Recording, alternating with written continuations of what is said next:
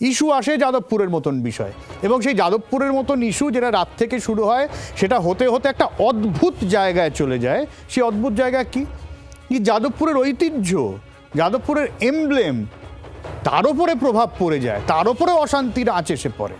বিক্ষোভের জেরে এমব্লেম ভাঙলো, মাটিতে যাদবপুরের গেটের ঐতিহ্যের প্রতীক, এবং নন্দলাল বসুর তৈরি এটা ঐতিহ্যের প্রতীক। যাদবপুর বিশ্ববিদ্যালয়ে কোন ছাত্রদলরা রয়েছেন, কারা রয়েছেন, সেটা বামপন্থী ছাত্রদল কিনা, সেখানে আদর্শগত সংঘাত এক জিনিস, কিন্তু কোথাও গিয়ে এই যে ঐতিহ্যের প্রতীক এটা মাটিতে লোটাচ্ছে, মাটিতে উপরে ফেলা হচ্ছে, এটা কি ধরনের প্রতিবাদ?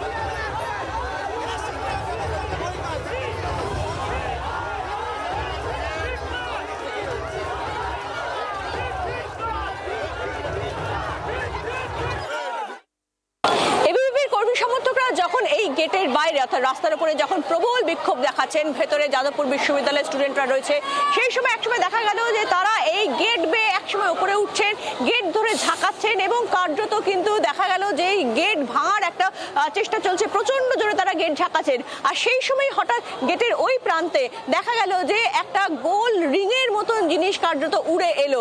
কি এলো?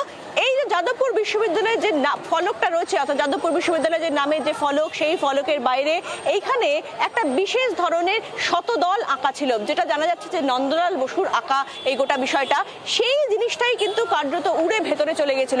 দেখতেই পাচ্ছেন যে এই যে এইখানে যে আরেকটা ফলক রয়েছে, সেই ফলকটা দেখা যাচ্ছে, তার পাশে এই যে এরকম শতদলের মতন, অর্থাৎ সেই শতদল বলা হয় এটাকে, এইরকম ভাবে যে আঁকাটা রয়েছে, এই জিনিসটা, এই অংশটা প্রবল ঝাঁকান, যখন গেট ধরে ঝাঁকুনি চলছে, সেই সময় হঠাৎ দেখা গেল যে গেটের যে ভেতরের যে অংশ, সেই ভেতরে যখন সবাই দাঁড়িয়ে রয়েছে, সেই সময় তাদের দিকে ওই এইখানে যে আরেকটা গেটের যে আরেকটা দরজায় যে এই ফলকের যে বাইরের অংশটা, সেই বাইরের অংশটা বা এই গেটের বাইরের থেকে একবারে উড়ে ভেতরের দিকে চলে যায়। আমি খুব সংক্ষেপে আজিজুল্লাহর প্রতিক্রিয়া নেব। আজিজুল্লাহ, আসলে কি যাদবপুর বিশ্ববিদ্যালয় কেন্দ্র করে এই ধরনের ঘটনা তো এটা নতুন নয়।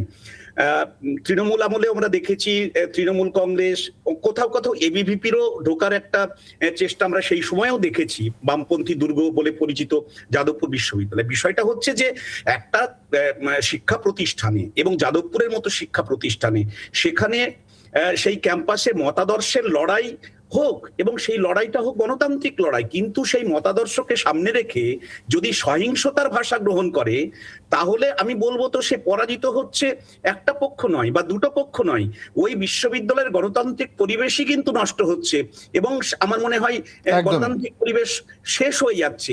এই জায়গাটা কিন্তু আমাদেরকে বেশি গুরুত্ব দিতে হবে। ছাত্ররা রাজনীতি করবে, এবং সেই রাজনীতি আমাদের দেশের সংসদীয় যে ব্যবস্থা তাকে আগামী দিনে বলিয়ান করে তুলবে, এটাই তো আমাদের সংসদীয় ব্যবস্থার নিয়ম। একদমই ঠিক। অনেক ধন্যবাদ। রাজনৈতিক বিশ্লেষক আজিজুল বিশ্বাস ছিলেন আমাদের সঙ্গে। অনেক ধন্যবাদ আজিজুল দা। বাংলার আওয়াজ, বাঙালির আবেগ, জি 24 ঘন্টা।